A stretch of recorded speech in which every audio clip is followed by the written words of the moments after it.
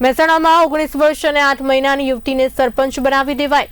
સમગ્ર મામલે પ્રાંત અધિકારી ઉર્વિશ વાણંદનું નિવેદન સામે આવ્યું છે કે આ યુવતીએ ફોર્મ ભર્યું ત્યારે 21 વર્ષ ઉંમર લખી હતી।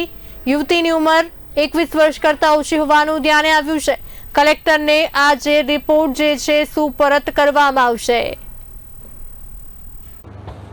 સ્પષ્ટપણે તાલુકા વિકાસ અધિકારી શ્રીને આજે અહેવાલ મળ્યો છે, જે મુજબ ગિલોસણ ગ્રામ પંચાયતમાં જે ચૂંટાઈને ઉમેદવાર સરપંચ તરીકે ચૂંટાયેલા છે, એમની ઉંમર એમના અહેવાલ મુજબ 21 વર્ષ કરતાં ઓછી છે એવું જણાવેલું।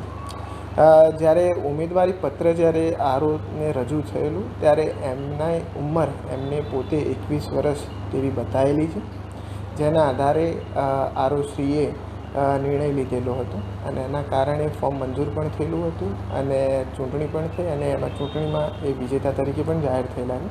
આ દરખાસ્ત ટીડીઓશ્રીએ મોકલેલી છે, જે અમે મહેરબાન કલેક્ટર સાહેબને પણ મોકલી આપીએ છીએ અને સાહેબ તરફથી જે આગળની સૂચના થઈ હોય તે મુજબની આગળ બનતા।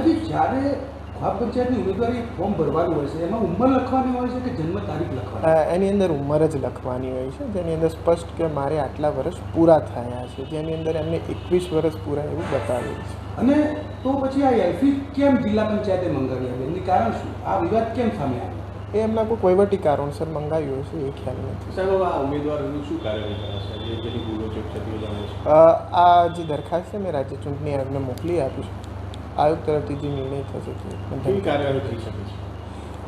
પહેલાં તો આ જે માહિતી છે જે એમને આપેલી છે ફોર્મની અંદર 21 વર્ષ ખોટી આપેલી છે એવું પ્રાથમિક દ્રષ્ટિએ જણાય છે, જે એનો વિગતવાર અભ્યાસ કરી નિર્ણય લેવાનો છે। સાહેબ, એની સામે ક્રિમિનલ પ્રોસિજરની કઈ કલમ અંતર્ગત કાર્યવાહી થઈ શકે? એ પ્રોસિજર અંતર્ગત જવું કે કેમ આ બોનાફાઇડ મિસ્ટેક છે કે ઇન્ટેન્શનલી મિસ્ટેક છે, એ પહેલાં જોવાનું રહે છે, આની અંદર એ જોઈએ છે।